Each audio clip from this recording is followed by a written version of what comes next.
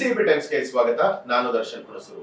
ನಾಗಮಂಗಲದಲ್ಲಿ ಗಣೇಶ ಗಲಾಟೆ ವಿಚಾರ ರಾಜ್ಯದಲ್ಲಿ ಕಾನೂನು ಹಾಗೂ ಸುವ್ಯವಸ್ಥೆ, ಗುಪ್ತಚರ ಇಲಾಖೆ ಸಂಪೂರ್ಣ ವಿಫಲವಾಗಿದೆ ಅಂತ ಹೇಳಿ ಜೆಡಿಎಸ್ನ ಯುವ ಘಟಕದ ಅಧ್ಯಕ್ಷ ನಿಖಿಲ್ ಕುಮಾರಸ್ವಾಮಿ ಆರೋಪ ಮಾಡಿದರು. ಸುದ್ದಿಗಾರರೊಡನೆ ಮಾತನಾಡಿದಂತಹ ಅವರು, ಗಣೇಶನ ಗಲಾಟೆ ವಿಚಾರದಲ್ಲಿ ಒಂದು ಸಮುದಾಯದ ಓಲೈಕೆಗಾಗಿ ಇನ್ನೊಂದು ಸಮುದಾಯ ಕೈಬಿಟ್ಟಿದ್ದಾರೆ. ಮಂಡ್ಯದ ಜನ ಪ್ರಬುದ್ಧರಾಗಿದ್ದು ಎಲ್ಲರನ್ನ ಕೂಡ ಗಮನಿಸ್ತಾ ಇದ್ದಾರೆ.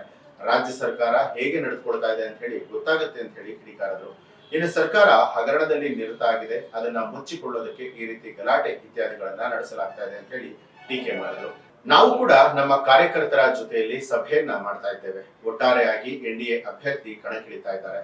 ನಾನು ಕೂಡ ನಿಲ್ಲುತ್ತೇನೆ, ಇನ್ಯಾರು ನಿಲ್ತಾರೆ ಅನ್ನುವಂತಹ ಪ್ರಶ್ನೆ ಸದ್ಯಕ್ಕೆ ಇಲ್ಲ.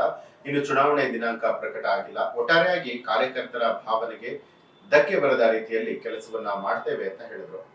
ನಾಗಮಂಗಲದಲ್ಲಿ ಏನು ಗಣೇಶನ ಒಂದು ವಿಸರ್ಜನೆ ಕಾರ್ಯಕ್ರಮದ ವೇಳೆ ಆಗಿರ್ತಕ್ಕಂಥ ಒಂದು ಘಟನೆ ನಿಜಕ್ಕೂ ಕೂಡ ಇವತ್ತು ಈ ಕಾಂಗ್ರೆಸ್ನ ಸರ್ಕಾರ ಯಾವ ರೀತಿ ನಡೆದುಕೊಳ್ತಾ ಇದೆ ಅಂತಕ್ಕಂಥದ್ದಕ್ಕೆ ಒಂದು ಉದಾಹರಣೆ.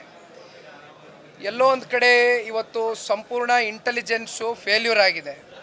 ಇವತ್ತು ಯಾವುದೇ ವಿಚಾರ ಇರ್ಬೋದು, ಇವತ್ತು law and order completely failure ಆಗಿದೆ, ಇಂಟೆಲಿಜೆನ್ಸ್ ಫೇಲ್ಯೂರ್ ಆಗಿದೆ. ಇವತ್ತೇನು ಒಂದು ಸಮುದಾಯವನ್ನು ಓಲೈಕೆ ಮಾಡ್ಕೊಳ್ಳೋದಕ್ಕೋಸ್ಕರ ಇವತ್ತು ಇನ್ನೊಂದು ಸಮುದಾಯವನ್ನು ಕೈ ಬಿಡ್ತಕ್ಕಂಥದ್ದನ್ನು ನಾವೇನು ನೋಡಿದ್ದೇವೆ.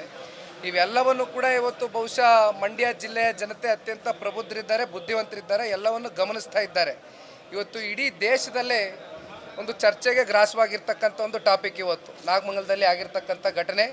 ಇವತ್ತು ಏನು ಮಂಡ್ಯ ಅಂತ ಅಂದ ತಕ್ಷಣ ನಮಗೆ ಜ್ಞಾಪಕ ಆಗ್ತಕ್ಕಂಥದ್ದು ರೈತ ಪರವಾದಂಥ ಒಂದು ಹೋರಾಟಗಳು.